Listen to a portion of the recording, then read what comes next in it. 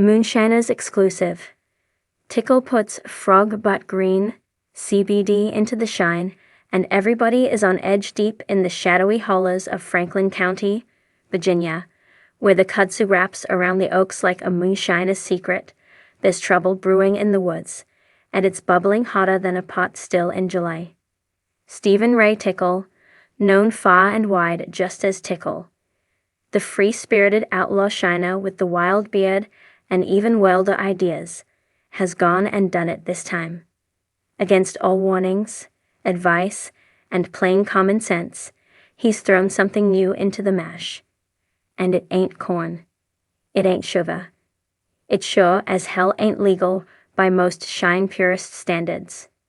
No, this time Tickles stirred the pot with what he calls his frog butt green CBD extract, a strange, glowing green goo he claims he made from a strain of industrial hemp grown next to a frog pond that ain't seen humans since '72. Now, everybody's on edge. The birth of a bad idea all started when Tickle stumbled onto a patch of hemp growing wild near an old logging trail. "I was hunting for ramps," Tickle explained in an exclusive whiskey-scented interview, "when I saw these plants sticking up like soldiers. And I thought, well, hell, if the world's using this CBD stuff for sore knees and dog anxiety, why not put it in the shine?" His longtime partner and moonshine legend, Tim Smith, wasn't nearly as enthusiastic. He called me up saying he found the future of Appalachian medicine.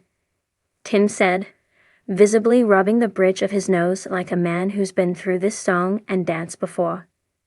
Next thing I know, he's showing up at my shop with a mason jar full of what looked like Shrek's bathwater. Glowing like a swamp Tickle, ever the DIY scientist, set about infusing his homemade CBD oil into a batch of 120 proof white lightning. "I used a double boil process," he said proudly, standing beside a Frankenstein still made out of copper, duct tape, and parts of an old deep fryer. "Ain't nothing in there that'll kill ya." Probably. The resulting concoction turned an unholy green, the exact color, Tim says, of a frog's butt in mating season. The name stuck, and soon, jars of frog butt green CB shine were getting passed around at local get-togethers and fish fries. At first, folks were curious. Then they were confused. Then they got real quiet. A whole lot of calm. "It don't hit like regular shine," said local mason and unofficial community guinea pig, Bo Hensley. "I drank 2 jars and just sat there staring at a possum for 3 hours. Felt like I understood him. Like we was connectin'. Bo isn't the only one feeling the effects. Word has it that half the county is either mellow as molasses or worried sick that Tickle's about to poison somebody. You can't just throw plants into hooch and call it medicine," cried Amanda, a Franklin County herbalist who once dated Tickle for about a week, till he tried to ferment my kombucha. But others see promise. "My back ain't hurt in 3 days," said Junior Ledbetter, a retired roofer who hadn't smiled since the Carter administration. "It's like Ben Gay met Jack Daniels, and they had a real smooth baby." The law and the linear, of course. Anything that makes noise in these parts gets the attention of Johnny Law. Sheriff Dale Claggett says he's monitoring the situation, which, in Franklin County, loosely translates to, "We ain't riding unless someone blows off an eyebrow." He's towing the line, Claggett admitted. CBD's legal, technically. Shine ain't. But if it keeps people quiet and out of the ER, maybe it's worth watching for a spell. Still, there are whispers that the feds have caught wind. Word travels fast when your shine glows like a UFO sighting. The Moonshine Brotherhood break-stensions came to a boil when Tickle tried to bring a batch to market.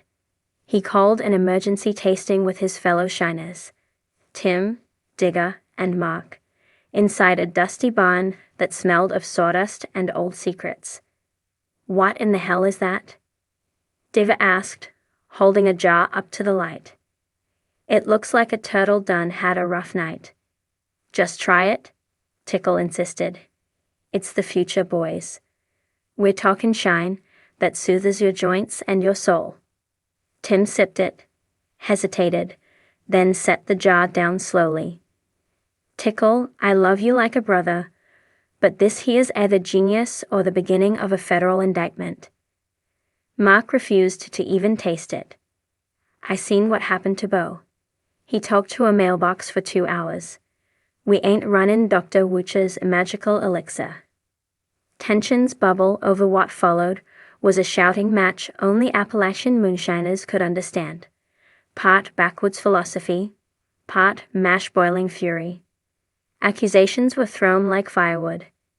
"You can't just mess with the shine, Tickle.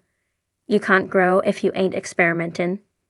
Tim, you ever tried real CBD? It don't glow." Tickle stormed out, slamming the barn door so hard a jar of pickled eggs fell off a shelf. For a few days, no one saw him. The redemption batch then might fracture forever, just when it seemed like. Tickle returned. Not with a glowing jar, but with a clear one. "I took out the green," he said simply. "Still got the CBD. Just filtered it through cheesecloth and river sand." Maybe some science was needed. Skeptical but intrigued, the gang gave it another go. The new version lacked the swampy tint, but kept the mellow hit. This time, even Digger admitted it had a weirdly comforting afterburn. "It don't taste like motor oil, so that's progress," he said. Tim sighed. "It's still illegal. But hell, it might be the most peaceful illegal thing I've tasted." What comes next, as of now? Frogbutt Green CBD Shine is strictly an underground affair, passed in quiet jars and whispered circles. Tickle says he's working on a third-gen version that doesn't require frogs or filters. "I think I'm onto something," he said. "Imagine a future where moonshine ain't just for getting buzzed, it's for healing." Appalachia's always been about that kind of magic. Whether it's madness or genius, one thing's certain. In the unpredictable world of outlaw distilling, Tickle remains the wildest card in the deck. And if you're in the woods some night, and you see a faint green glow through the trees, maybe don't drink the jar. Or maybe, just maybe, do. Deep in the thick, muggy hollows of Franklin County, Virginia, where the trees whisper secrets and the air smells like pine sap and rebellion, the shine is flowing again. But this time, it ain't just white lightning heating up the copper pots. It's controversy. Stephen Ray Tickle, known to millions of fans and probably every judge south of the Mason-Dixon, has once again stirred up the backwoods and kicked the hornet's nest. And this time, it's green. We're not talking green as in cash or jealousy. We're talking frogbutt green. A glow-in-the-dark, radioactive-looking CBD extract that's got the shine world buzzing, burping, and breaking into existential debates about what even counts as moonshine anymore.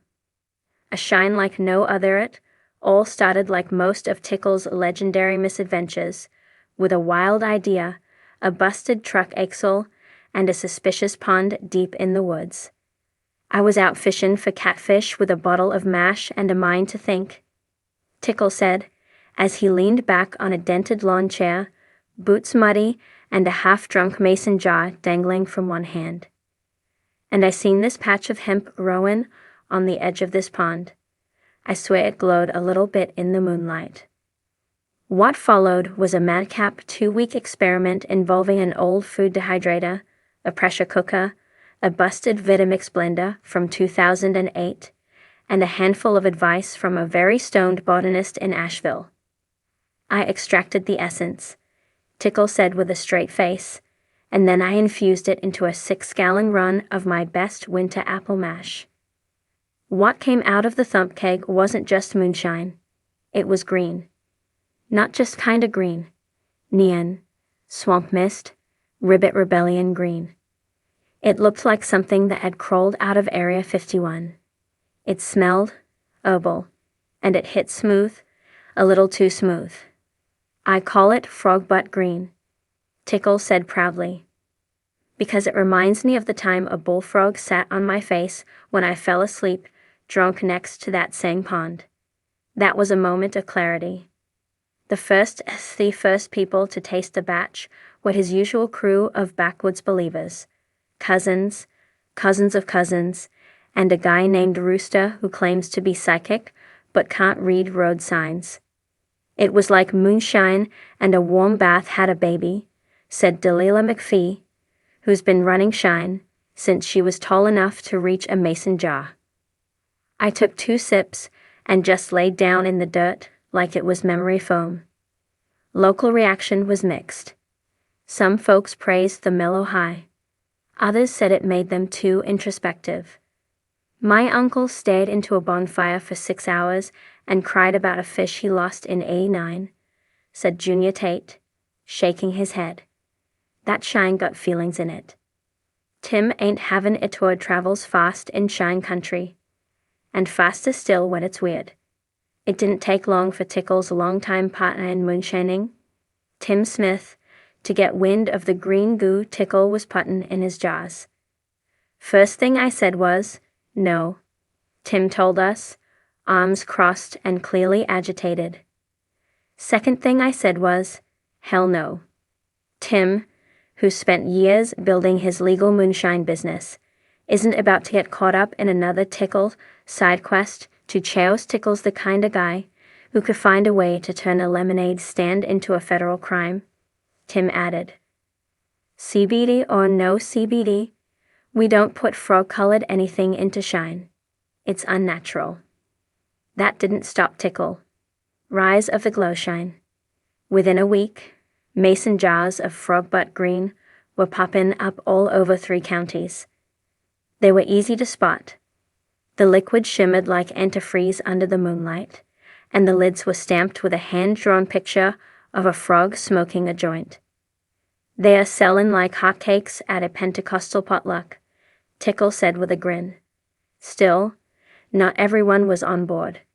Moonshiners, like Mark and Digger,